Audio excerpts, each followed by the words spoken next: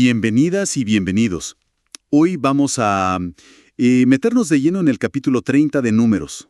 Sí, un capítulo muy interesante que se enfoca en las reglas sobre votos y juramentos. Exacto. Y vamos a ver cómo funciona esto.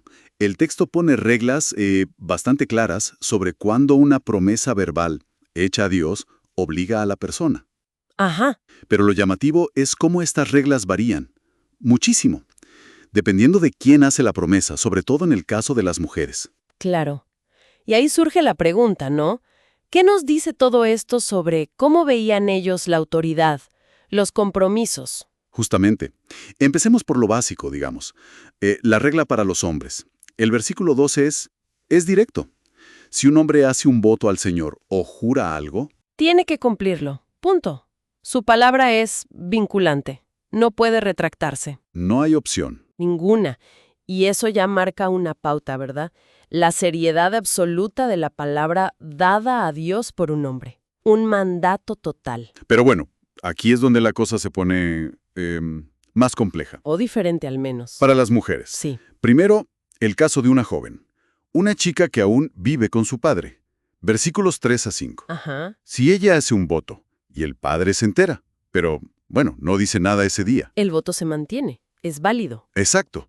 Pero, y este es el pero importante, si el padre, al escucharlo, le dice que no, que lo prohíbe, en ese mismo momento, digamos, el mismo día, Entonces ese voto o esa promesa ya no tiene validez. Se anula. y fíjate qué interesante, el texto dice que el Señor la perdonará. Claro, porque la autoridad paterna intervino, anuló la obligación.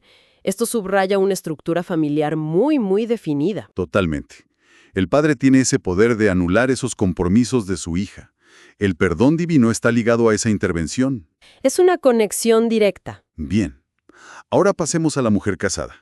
Los versículos 6 al 8 y luego del 10 al 12 tratan esto. Sí, es una situación paralela en muchos sentidos. Si ella se casa teniendo ya un voto pendiente o si hace un voto ya estando casada. La lógica es similar. Ajá. Si el esposo se entera. Y no dice nada. Guarda silencio ese día. El voto es válido. Queda confirmado, por así decirlo. Pero de nuevo, si el esposo se entera y en el momento, el mismo día, lo prohíbe, Él anula ese voto. O incluso una promesa hecha precipitadamente, como dice el texto. y otra vez aparece la frase, el Señor la perdonará.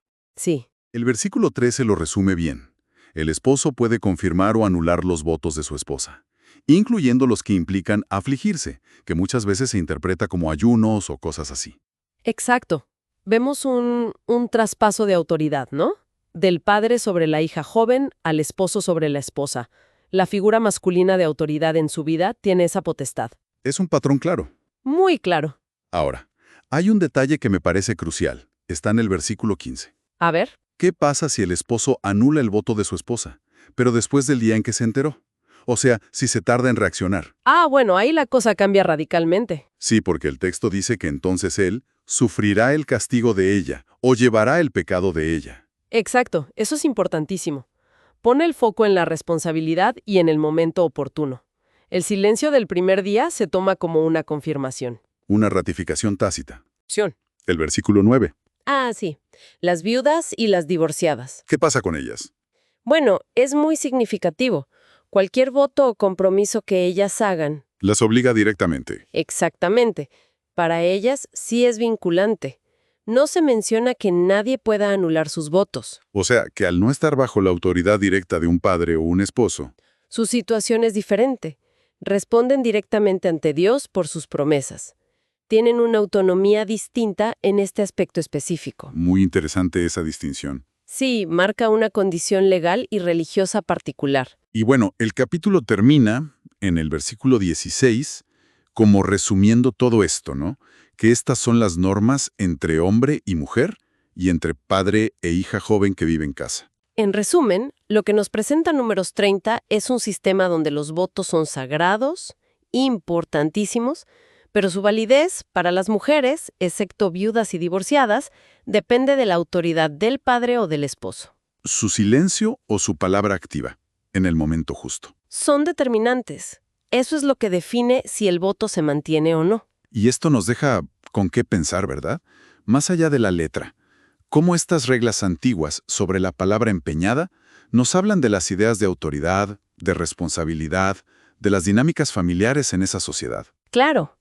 Y también, ¿qué ecos o qué contrastes fuertes encontramos si las comparamos con nuestras ideas actuales sobre el compromiso, la autonomía personal, la igualdad? Son preguntas que quedan resonando, sin duda.